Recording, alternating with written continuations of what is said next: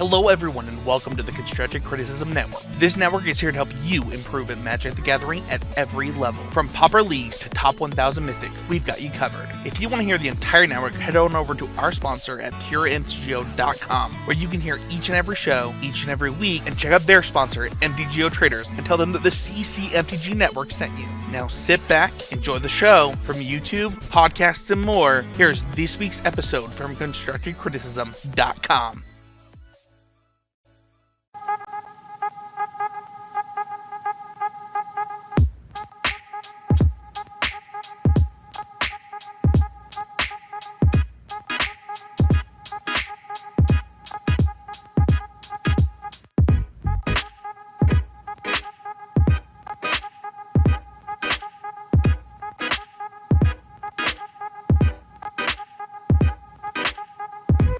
Hello everyone, welcome to the 350th episode of Constructed Criticism. I am your 350th host, Mason, joined by my 350th co-host, Allie. Allie, how you doing? I can't count that high, so I don't know if I can be your co-host, I'm sorry. This is a rough way to announce it on the podcast, but I'll do what I have to do, I guess. Alright, well, bye. No, 350 episodes, it's wild. We're actually kind of talking for 350, but decided to wait for 400, so a year from now, Allie, 1 year, actually a little less than that, but 1 year, then we're going to do a special episode. But today we're going to talk about leveling up and sending signals, so that's going to be a pretty exciting thing. But first, Allie, we do need to talk about the point of the show, always improving. How have you always improved in the last week since we talked? Well, I made a tweet about it earlier. If anyone uses the website, I think as a part of 2021, I've noticed through the help of my friend Mason and some other people that I kind of like approach conversations, especially around Magic, as like adding kind of like disclaimers, but like adding like I don't know to the end of statements, or like I could be wrong, which in like some situations is fine, but I think but like adding like I don't know to the end of statements, or like I could be wrong, which in like some situations is fine, but I think I need to be more definitive in my opinions at least, and if I'm wrong, then we find that out through discussion instead of like starting off the conversation at the point that I could be wrong. Mm-hmm. And the example that comes to mind is I was streaming today and I said, I think Goblins is bad. And someone in my chat said something along the lines of like, oh, like that's not true. They thought it was good or whatever. And instead of like explaining myself, my first reaction was like, oh yeah, like it's like fine. I'm just like, and like catch myself and go back and be like, no, actually, I think Goblins is actually really bad, and here's why. Mm-hmm. And explaining that. So, like, yeah, just being more... That's something that a lot of people deal with, right? It's like the idea, and it's different for different people, but like the idea of like, oh, I should lead off with like, I don't know, or like, if I say this thing and it's wrong, I'll look stupid, and people will judge me for it, right? And at the end of the day, it just like doesn't really matter, right? Like what matters more is like the discussion and stuff, right? And like doing that sort of thing. And people are wrong all the time, you know? Not me. I'd never be wrong. But like other people are wrong all the time, you know? So the script says to agree with Mason here and tell him he's awesome. Are we still doing that? Yeah, I sent you the script so we would do it. You don't have to. You can just read the script when you know what it feels natural. You don't have okay. to give a cue. Yeah. Okay. Yeah. Mason's right. Yeah. No, but it is like a serious thing that people deal with, right? Like, how many people do you know who are afraid to sound wrong? Like, a lot. I don't know. I think I know a lot of people who are afraid of the idea of being wrong. I don't know. I think I know a lot of people who are afraid of the idea of being wrong. And so, yeah, whatever it happens, you get over it in time, you know? When you've lived as long as I have, you're just wrong a lot, you know? So, yeah, just like being open to having conversation and actually just like not being afraid to just like say things, especially I think is relevant looking at like spoilers and stuff, like Kaldheim is coming out, like obviously everyone's could be wrong about something that they think about it, but just like having those disclaimers for literally every conversation you have isn't necessarily beneficial in a lot of situations. Yeah. Also, I think there's like a level of understanding that like, yeah, I'm gonna be wrong sometimes, but these are like my thoughts as of right now. I am open to change them since I'm having a conversation with you. You know what I mean? I think that gets relayed a little bit without ever really being talked about. So I'm happy to see that from you. That's awesome. Cool to see on the stream today. And you're just right. You know, Goblin's overhyped. Muxus is really good, though. Muxus is broken. The rest of the cards suck. Muxus is a legacy card that got added to Historic. That's how that card was, you know, like, jumpstart. Either way... Yeah, my always improving moment is just kind of getting back in the trenches, as Abe Stein and I have been calling it, but just playing a lot more Moto and things like that, and events, and specifically Modern for me, but just trying to, like... Oh, Allie, you okay? Yeah, I'm good. Continue. Yeah, so just playing a bunch of, you know, Titan decks and stuff like that. Well, specifically Green-White Titan, but just playing, like, a bunch of Modern, and, you know, living my best life. Along with that, I thought you were gonna again when I said Modern, and so I kind of gave a half pause, and then it didn't happen, and you kind of threw me for a loop there. But yeah. Yeah, no, Modern. No, Modern is definitely like something you're allowed to do. I mean, it's better than playing Vintage Cube. No. Yes. It's so fun. You get to play Splinter Twin. Modern is so much fun. I get to play Elvish Reclaimer. It's the green Stoneforge Mystic. How do you feel about that statement? Interesting. I was gonna say I would play neither of those cards, but like I actively played Stoneforge Mystic into a PT, so yeah. So what's it like to be caught in a web of lies, Allison? What's it like? No, but God, imagine me playing green and white together. Yeah, started it all. Some would say, but. Yeah, but like just playing a bunch and getting back into that. I hadn't really played much Modern.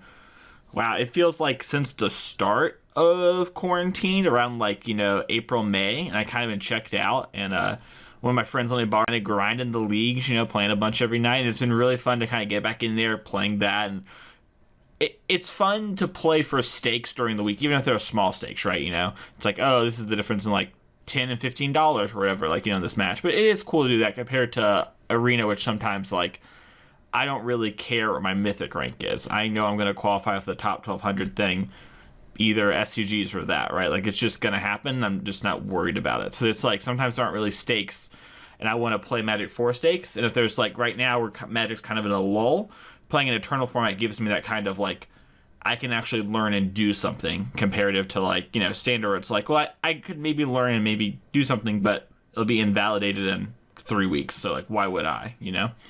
So it's been fun to get back in the swing of things. I don't know. Do you ever want to, like, do you ever have that, like, fire just to compete or whatever? I guess you have a weird thing where, like, you kind of have that manufactured into your schedule because of rivals, right? Like, you have a split this weekend, for example. Yeah, like I have the splits and the PTs. I think, like, I prefer something like that. Obviously, I'm in a privileged position being in rivals and just, like, being invited to those, and essentially am putting nothing into something I can win money, whereas, like, something like Moto makes me anxious, or like any kind of like gambling. Like, I don't want to put money into something that I could potentially just like lose all of the money. Not that this is gambling in any capacity, but yeah, the act of like you could lose money. Yeah, the act of like, oh, I could pay $10 and then go 0.5, and then I just don't have $10 anymore. Interesting, huh? That's interesting. So, like, it's tough when you go, because I mean, we spend a lot of money to get to these things, right? Or is it like the act of having the experience, like, make it so it's kind of sixes to you? Yeah, like, I definitely feel that way for, like, those kind of tournaments as well, but I guess since I'm already, like, spending X amount of money to, like, go and do the thing anyway, it's just kind of, like, built into the itinerary. Like if I was just going on a vacation and I spend $60 to go to the museum, like I'm not getting my $60 back from the museum. Yeah. And like maybe you can make like an analogy to that. It's just like the Magic tournament is the museum. I'm not necessarily expecting to get $60 back or more, but if it happens, that's pretty cool. If I find $100 on the ground of the museum, that's pretty cool. Okay, that's interesting. It's just kind of like the thing that... That's interesting. It's just kind of like the thing that, like, I went there to, like, do or, like, see or whatever. Huh, okay. That's cool. I did not know that about you. Yeah. I like that pressure. Do you like it in a team... This is a big side tangent. Do you like it in a team tournament when you're the last match, when it's all on your back? Like... No. Oh, I live for it. Okay. I don't know. I like team tournaments where I don't feel like I'm like letting any of my teammates down if I lose, and that's just pretty much whenever it's me, Nick Prince, and Jerry Thompson. That team is just 10 out of 10. Oh.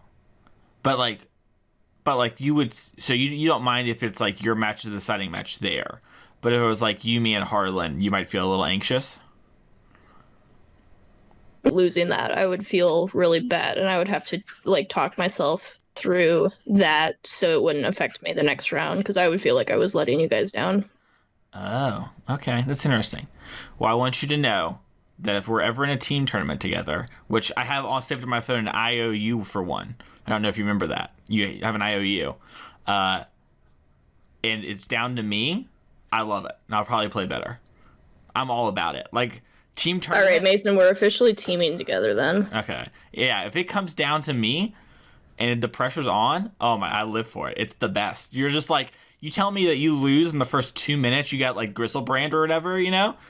I'm more zoned in than ever. It's just like, let's go. It's all on my back. And then Home Slice wins the one to the right, and it's like, let's go. It's all on me. I'm the main character. So you're middle story. seat. Oh, I am often middle seat. But yeah. I like to be middle seat because I like to look at everything, but also it's like sideboarding or something, or like a question without doing very much. Where like I can kind of like look over, see what's going on, and then be like, yeah or nah, without having to like talk about something a whole bunch. So yeah, I very much like team tournaments where everyone's just kind of like doing their own thing, but you can have help in like very specific situations or like lines or sideboarding, but that's it. That's what I love. yeah. Hate when people play for me. Don't play for me. Yeah, I've never had anyone try to play for me.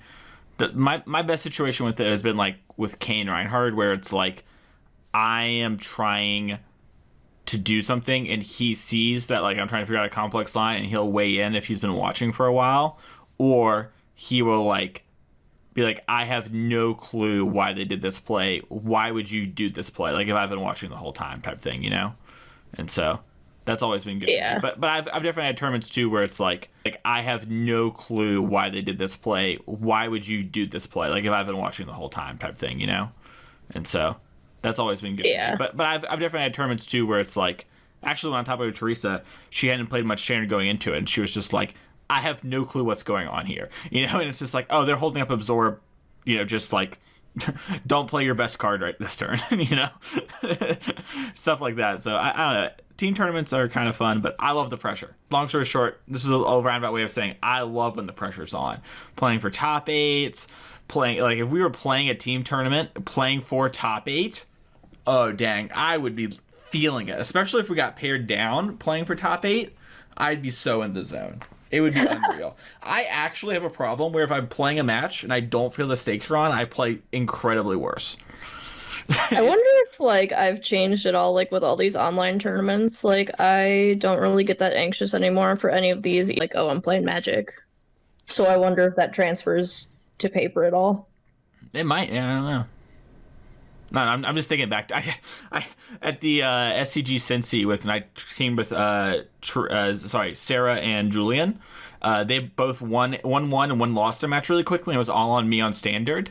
And Sarah's like, no pressure when you were like going to the sideboard. Like, it doesn't matter if we win or lose. And I was like, I will not fail you. Is what I told her. I think I was like down a game or whatever, you know. And it's just like, I got this. I love it. Oh man, I want that back for team tournaments.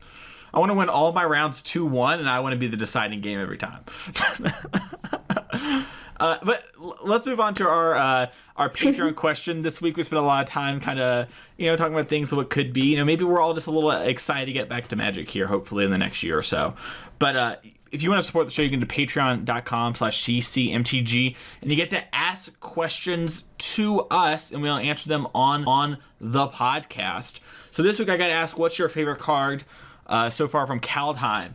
But Allie here actually tries to avoid previews like the plague. So what we've done is I've picked 2 cards, and I'm going to read them to Allie, and Allie's going to tell us which one is Allie's favorite, and I'm going to tell you which one is my favorite of the 2. And Allie, if you want to try and guess mine along the way, go ahead.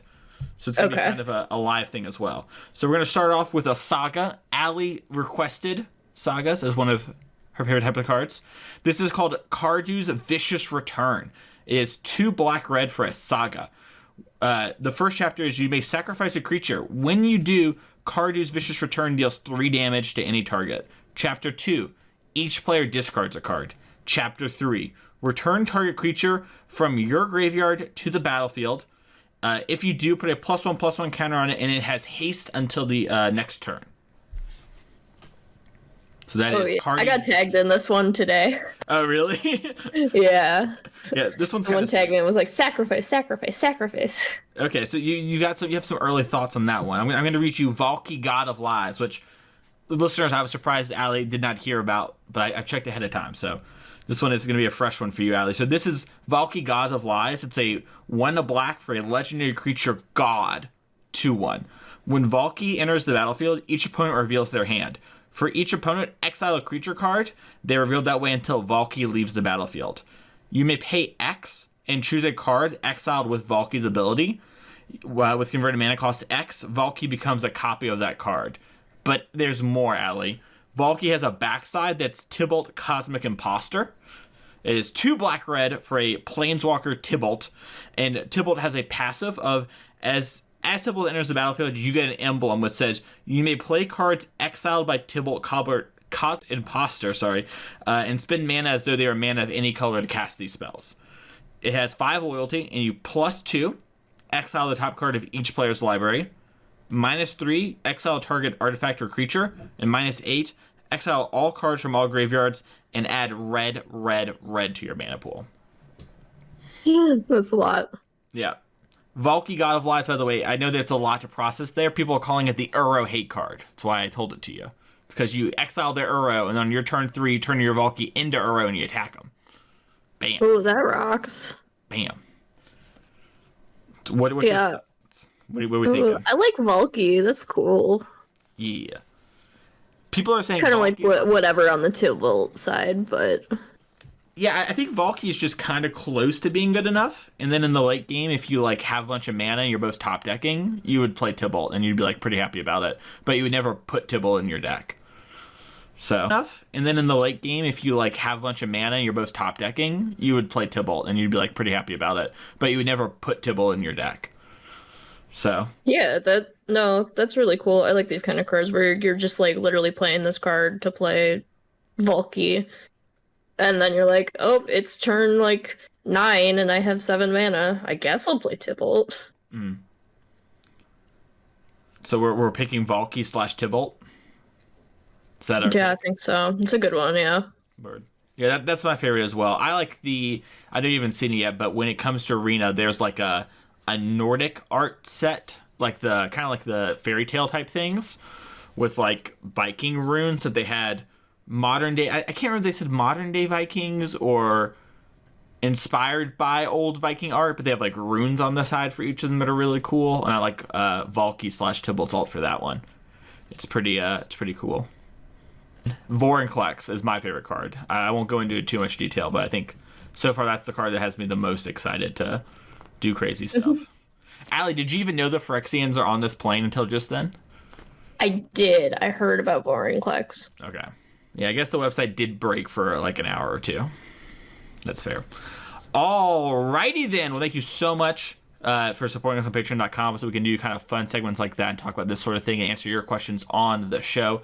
No question within reason is off limits. So go on over there, get some benefits, ask some questions. We'll see you around. If you also want to support the show, you go to our sponsor, Oasis Games. You can pick up your cards there, including the soon-to-be-released Kaldheim card. You can pick up your Valkyries, God of Lies. There are a lot of gods on this plane, by the way. Slight spoiler, Allie. I've seen like 15 of them so far. There's many a god.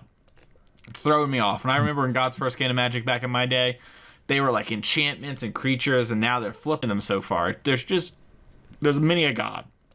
It's throwing me off. And I remember in God's first game of Magic back in my day, they were like enchantments and creatures, and now they're flipping around, and just not the game I fell in love with, you know?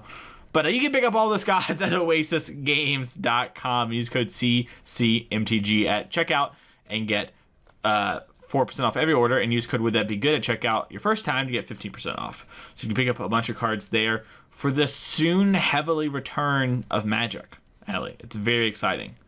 Fauci was saying concerts might be back by the fall. Ooh. So that would mean I'm very ready. Yeah. Pretty exciting.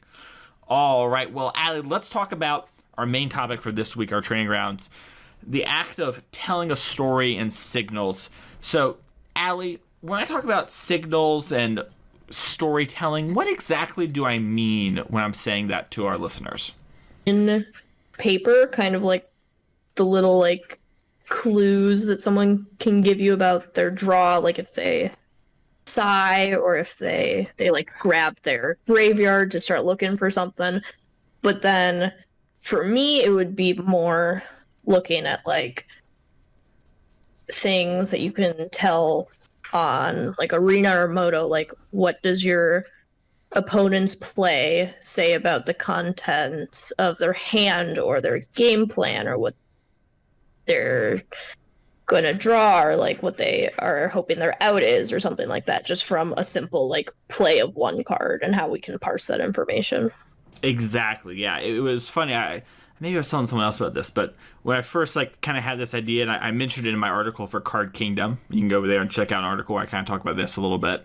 I didn't think about it in the way of like IRL, like opponent size when they draw a card, so it's a land or whatever, you know, like I didn't think of it like that. I thought it more like, oh, my opponent didn't do anything on turn 4, why might they not do something on turn 4? And then kind of the levels of that and kind of talking about those sort of things. So I agree with you. I think the thing that we should focus on too, by the way, is that sort of stuff. Things like your opponent sighing or shuffling their graveyard, those sort of things, they kind of come up in real life, but I think you're better off for the most part ignoring them for the most part, right? Like if your opponent's giving you information, it is most likely not to your benefit when it comes to that sort of thing, right? Like it'd be very easy just to sigh when you draw the perfect card, right? And then you get somebody, and then you're the part of a story. And so I think looking at the game and how the game's played out is much more important. So I guess if they've sighed every time they've sighed and played a land, maybe you can infer a little something. You've got nothing else to go on. But it's much better for us to be looking at things that we can actually discern and reason. Am I right, Allie? And signals and tell a story. So Allie, I'm kind of curious. You mentioned to me when we talked about doing this episode that you bring this up on stream a lot, that you kind of try to tell your opponents, well, you try to talk to your chat about like, why wouldn't my opponent do this, or why doesn't this happen? Well, you try to talk to your chat about like, why wouldn't my opponent do this, or why doesn't this happen? When you're playing, are you trying to think about how the game normally plays out with these kind of cards? What is something that's like maybe a little weird that sends like a signal to you that something might be off? I know a lot with like standard and historic. I've pretty much played every deck that there is to play that's at least like popularized or popular enough where I would have played it. So when I play against it, I kind of at least have a feel for what the draws are, what the lines are, what the sequencing is. So I can kind of get information off of that. If I'm playing against rogues in standard and they have open mana, that just kind of tells me that like they potentially have a counter spell, and then if they have a counter spell, and then if they hold up open mana on my turn and don't flash in a rogue at my end step, that probably just like confirms that even further and tells me that they don't have more creatures in their hand, so they have more of a reactive hand. That, obviously that's a very like simple part of that, and it gets more in depth at different points in a game or in a matchup. Mm-hmm. But yeah, just kind of having that experience with every deck kind of opens it up for me to kind of think of what my opponent could have, or how they're sequencing, or what they could potentially be doing. Mm-hmm. Yeah, I like your example with the rogues. It was actually the one I was going to use despite your hatred of the deck, so I'm glad that you brought it up and not me. Deck is so bad. Stop playing rogues. It's great. So like for like if it's on turn 2 and you're playing standard, right, and your rogue opponent holds up a blue and a black, right, the things that they could have generally are like an Eliminate, a Heartless Act, a Soaring Thought Thief, an Essence Scatter, and most likely not a Drown the Lock unless they played a Crab first, but maybe they have a Drown the Lock, right? Those are kind of the cards that they can have, right? So if you attack like your 1/1 into their thing, right, and your deck doesn't have a play that can normally be that they would want to punish over getting a free eat, right, and they like let you hit, then it's like, okay, they might not have a Soaring Thought Thief, right? Or if they like flash it in and be like, okay, my deck has something that I could play here, right? For example, like maybe Gruul might have a Brushfire Elemental that, or I guess it'd be like a turn 3, like a Lovestruck Beast that they would want to answer. It's like, okay, they much rather kill my creature than try to answer this with a reactive spell. So their hand might be kind of answer light, and they want to be a bit more picky. And those sort of things get really nuanced, and it's kind of hard for us to go too deep on any one topic. And those sort of things get really nuanced, and it's kind of hard for us to go too deep on any one topic or one example on a podcast because there's a lot of like variable things.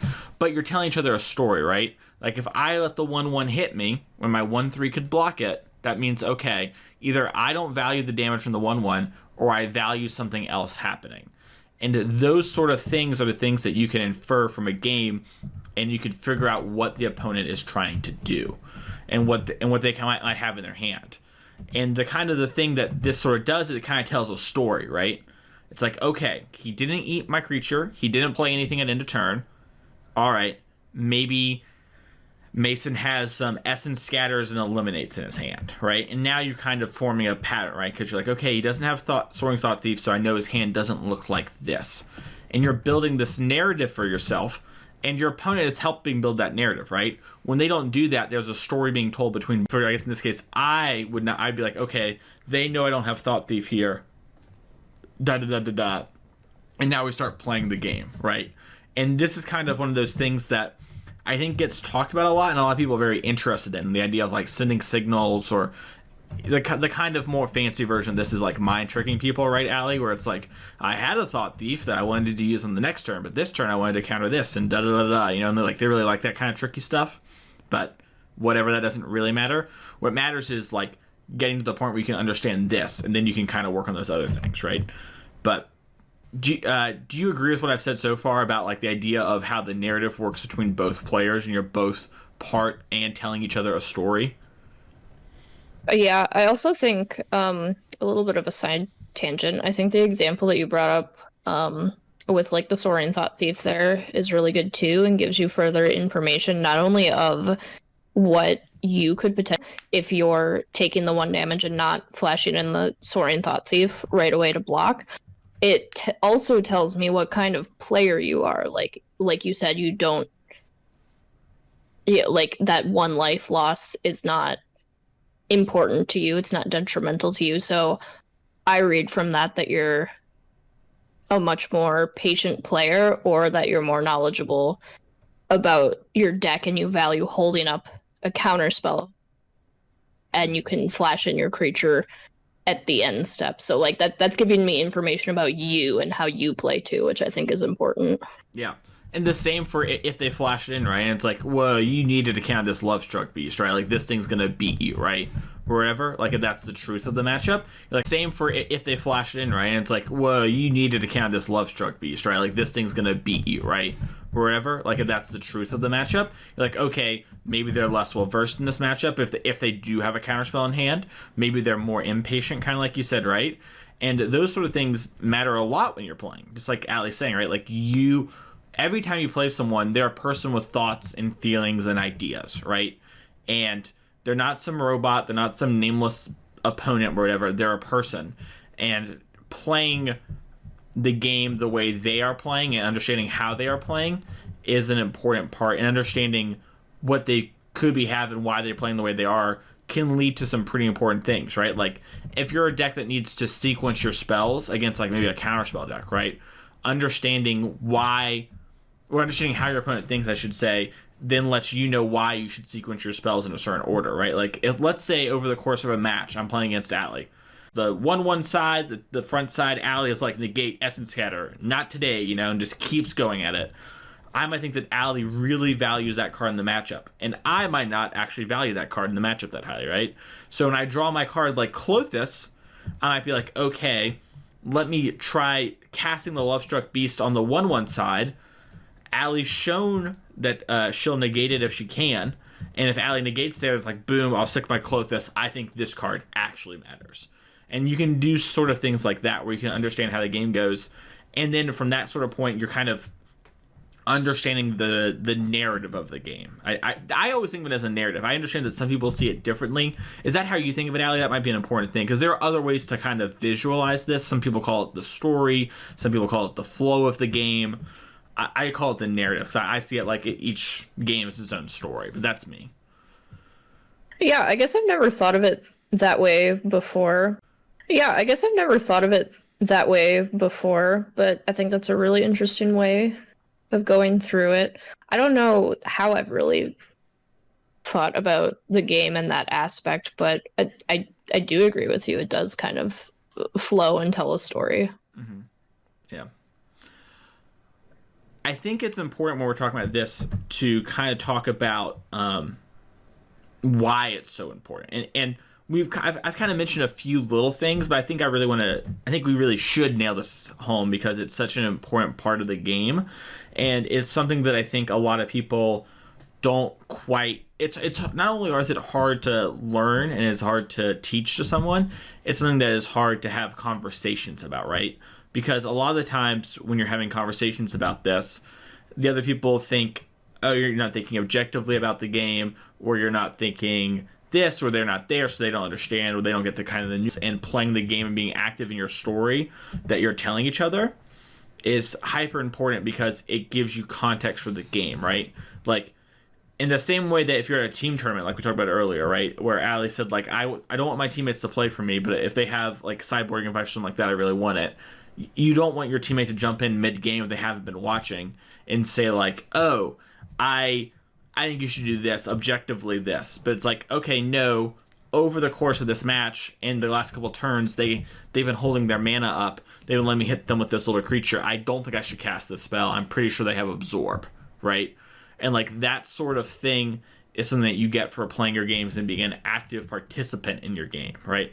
Being an actively engaged. And I think so often people don't get engaged, and they're not thinking about what's actually happening in the game and what has happened. They're not giving it their critical thinking cap. It has happened. They're not giving it their critical thinking cap. And maybe you've been doing this as someone who's listening. You never really had someone talk to you about this. I think if that's the case, good on you. But if you're hearing this in the idea of like thinking about what my actions tell my opponent and what their actions tell me, and that's a new idea to you, this is something that I think you should really try to work on and really try to start thinking about. Would you agree with that, Allie? Yeah, I agree. I think at like the level 1, kind of like how we were talking about what leaving up mana or playing in a certain way tells what can potentially be in your opponent's hand if you're really like in tune with the matchup or the deck or the format or whatever.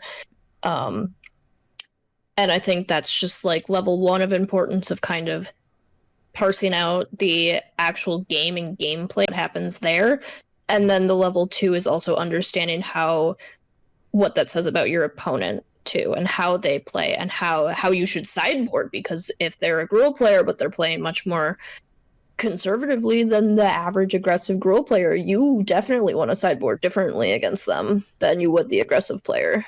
Yeah. And it's important to like identify that, or else you're going to sideboard as if you're playing against an aggressive player, and that probably just looks different and plays out differently because you weren't in tune with how your opponent's been playing the match. 100%. That's a really big thing too for like in-person or non-open decklist tournaments, right? Like recently with Arena and stuff, it's been open decklist, but if your opponent's playing more passively, it might stand to reason that their deck isn't as aggressive, right? And then maybe their sideboard plan is more passive as well, right? If it's like, oh, my opponent's taking a really conservative approach towards everything, they might have more Clothes, God of Destiny, right? Or whatever. Then maybe they would have things like, what's the Phoenix called? The Phoenix of Ash or whatever. So like that sort of thing, those both are grindy cards, right? But the approach to the game those cards present is very different. And so being an active participant, being engaged with the story that they're telling you, how they're playing the story, how they're moving their pieces, right, lets you know a lot about what could potentially be there in the future for non-open decklist tournaments. Let's say I'm so not looking forward to non-open decklist tournaments again. It's so weird. This side tangent, I felt like I was, because that information of knowing what was going on in sideboards was so important, I valued it a lot, and so I was actively just consuming sideboards all the time. And like I would do things like writing my sideboard guide where it's like in, out, them, and then them was like against me, depending on the range of my opponent or how they feel about the matchup, right? And so it would just be like cards I'd be thinking about. And I feel like I knew so much. And then I play ladder now, and I feel like I don't have that skill. And I realize it's because I play open decklist tournaments, so I don't need to learn what's in people's sideboards typically. I just get to see it. It's such a weird phenomenon where I feel like I like lost this muscle, but I don't need the muscle right now. So it's like kind of fine. I don't know. It's really weird. It's just so like weird, right? Too, of like once you get like, I can't phrase that well. Become like a known personality in like an SCG tournament or whatever. So you're on features all day, or you're on camera all day, and all of your opponents just know what you're playing, and you just have to sit down and have no clue what you're up against. Like I remember at an invitational, someone kept turn one Pythian Needle against Emma Handy because they thought she was on Infect, and she was, so she lost because of it. And that just so sucks about the like non-open decklist things, is like people just like have no chance at some points just because people know who you are. Yeah. It's another weird thing too, where it's like when like you're on Lotus Box, I'm on Nova, and it's like our deck lists are open, right? Like you can get our deck list if you want, and your friend might have it. You might not even be paying for the content, right? Like your friend might be, and they're like, "Oh, Allie's on Jund again," you know, and it's like, okay, sweet, you know, and like they just even have an idea of what you're playing going into it. It's a totally different experience. All right, tangent over. Back to the main thing. It is wild though. When you're hearing this, Allie, right, and you're like, I haven't done this. How am I supposed to do this? What might be some things that pop into your head as a way to start practicing, right? And you're like, I haven't done this. How am I supposed to do this? What might be some things that pop into your head as a way to start practicing this? I think when I didn't even like notice that I do this until I started streaming, like at least like in my actual like conscious thought. It was always just like a subconscious thing, but just because like when I'm streaming, I'm talking out loud, so I'm like thinking out loud, and whenever like an opponent plays something or does something, I just like automatically think of, okay, like what does this tell me about their hand? If they're playing Gruul and it's turn 2 and they just like play a land and pass, to me, I'm thinking, okay, what can they do at instant speed on turn 2? Because there's no way Gruul is going to take an opportunity to not play. Yeah, I think that's a great one. And I I hesitate to do this, but I think this is like a great example of, so like Allie just kind of gave you the mindset of like the average Gruul player, right? Like Allie saying the average Gruul player was going to take their chance to stomp, right? And they're going to do their thing. If you have a creature you could play that will die to the stomp, and you can just hold it, and they will most likely spin the stomp on you because they want to use their mana, then play the giant, right? So you can take 2 damage and wait a turn and get to save a card. And things like that are the things that you can glean insights to, and this is why this is so important, is you can do stuff like that. I don't want to go too deep on that, but I thought it was a great moment to fit something like that in. Where if you know these are the common play patterns, and your opponent's showing you do stuff like that, you can just hold your 2-drop and go, and then on the next turn, or work it into a later turn. And then now you're up cards in exchange for a little bit of life. I think that's really good. Are there other things that you kind of think about or thought, or maybe in exchange for a little bit of life? I think that's really good. Are there other things that you kind of think about or thought, or maybe you would tell somebody? I have a couple myself, but I was curious to hear what you thought. A lot of my stuff is just like in historic, and it comes with just a million reps of the same deck. So like playing a Rakdos Sacrifice Mirror, I might like look at how my opponent is sequencing their, or even just like prioritizing their like 3-drops, because 3-drops are super important in this deck. So that one tells me how experienced they are with the deck. If they run out a 3-drop that's not like Woe Strider and don't have any sacrifice sources, I might think that they're less experienced with the deck than I am, if as opposed to if they start out with a Woe to protect their more important 3-drops. Mm-hmm. That's a little like niche for people who don't play Rakdos Sacrifice, but just, I guess, having the reps and kind of it mostly just like tells me about my opponent and how my opponent is playing and how they're going to play in future games, and where I can sneak in spots to get an advantage over them in the game, like knowing that my Claim the Firstborns have so much more value against them because they're not going to put out a sacrifice source first before throwing their Mayhem Devil to a Claim the Firstborn. Yeah, I think that's good stuff. For me, because you kind of mentioned how you started with this, it was an internal thing. When I started playing Magic a bunch, I was playing Moto Leagues every night from like 10 to 2 a.m. basically every night, and I was playing it with my friend, and one of us would be piloting and the other would be watching, and we would talk about the plays all the time. And one of the things that would cost me talking about it is, why would they do this? What's in their hand? And Trey had played for a long time before me, and so looking back on it, I see it as Trey like trying to help me understand this concept I was learning. But it kind of became ingrained to me that when I'm playing, I'm always thinking about, what are they doing? Why would they do that? What's in their hand? And so that became what happened to me. So if you have friends you play with, I was just doing that. That's what we did. If you don't have that, what I think is an important way, or a good way to do this, is to have like a notepad or have Microsoft Word pull up on your computer and just type what you think their hand is. Like they didn't play a 2-drop, and they didn't play a Fire Prophecy or a Stomp on my creature in Gruul on turn 2 with 2 mana up, and then you can just be like, okay, I think their hand has 3-drops and maybe Embercleaves and like their Great Henge, right? And like no Brushfire, no Bone Crusher, right? And so like on the next turn, if they play a Brushfire Elemental, it's like, okay, I knew they drew Brushfire Elemental because they didn't play it last turn, right?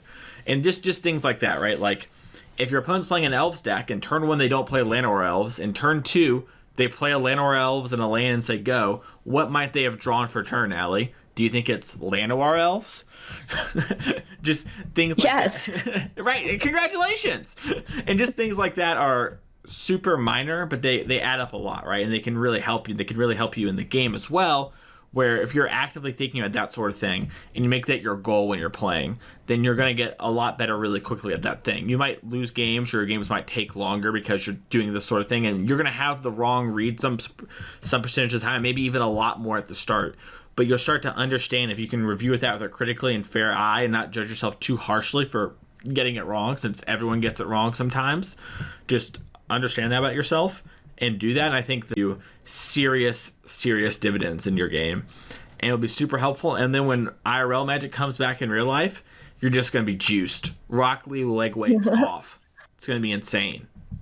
I think another important example that I just kind of thought of was I was just trying to think of like what is in your opponent's hand, and I think sometimes we get a little lazy with that when opponent is just like has 6 lands in play, like draws a card and like passes, and we just like, oh, like maybe it's a land or whatever. And like sometimes it is, but I try and like challenge myself to think about like, okay, like what could they reasonably be holding up? And I think a lot of the time that's like interaction counter spells, or even if we're looking at like Gruul, aggro and standard, there was this one time I was playing against and I think I was playing Esper Doom, so I kind of just like threw out my kill spells like anytime I could, and then my opponent was like holding like 4 or 5 cards, and I didn't know why. I'm like, okay, that's weird. So whenever they played a creature, I would just kill it and move on with my life. But what they were doing is they were holding Brushfire Elementals and like Fabled Passage, Evolving Wilds, until they could play them both in a turn, both of the Brushfire Elementals, and kill me with all of the Fabled Passages they had accumulated. Yeah. And they just killed me in one shot. That's sick. Yeah. That is the kind of stuff we're talking about, right? Too, where like, Allie's opponent identified like, oh, Meebo's gonna kill these creatures I'm playing. If I can hold these, I can maybe run Meebo out, and maybe Meebo will tap out on a turn for something, and that'll be the turn, you know? And that sort of stuff is really cool. It's really helpful, and it's super important. I honestly think, Allie, and I don't know how you feel about this, but I feel like it's one of those barriers that people have to kind of break through, you know, like a ceiling, like the idea of understanding why your opponent's doing stuff and understanding why they would do that. I think it's like a huge ceiling and a huge barrier for a lot of players. Yeah, I think if you have access to someone to like test with or watch their matches, I think that helps a lot too, because sometimes you can see things outside of a match that you're not like emotionally invested in, and just kind of get those pieces because you're not like in the moment playing, right? Like when we were watching, I think we were watching Kyle the other night. Maybe, or maybe it was Abe. I don't know. I just remember like Jane. I think we were watching Kyle the other night. Maybe, or maybe it was Abe. I don't know. I just remember like they were doing it's something about the situation that we're talking about here is like their opponent had like stuff in hand but wasn't really like doing anything. So I quickly identified like, oh, they literally only have interaction. And whoever we were watching was just like, oh yeah, like that makes sense. Oh, it was Connor. We said their hand was interaction and ultimatums because they had like 6 mana. Yeah. Because their mana wasn't correct for ultimatum, and they didn't do anything for like 5 turns straight. So I'm just like, it has to be literally only counter spells and Temur ultimatum. Yeah. And it was that. And so yes. that sort of thing is super beneficial. And it's one of those things, too, where the information's there, right? Like, it's all in front of you. You just can take a little bit of time and parse it. And hopefully this was helpful for you, the listener. Allie, if someone wants to find you to reach out about the show or anything like that, or maybe read your new articles on Card Kingdom, where would they go? Or where can they find you? You can find me on Twitter at Mythic Meebo. You can find my articles at Card Kingdom. My second one will be out on Friday. Very exciting.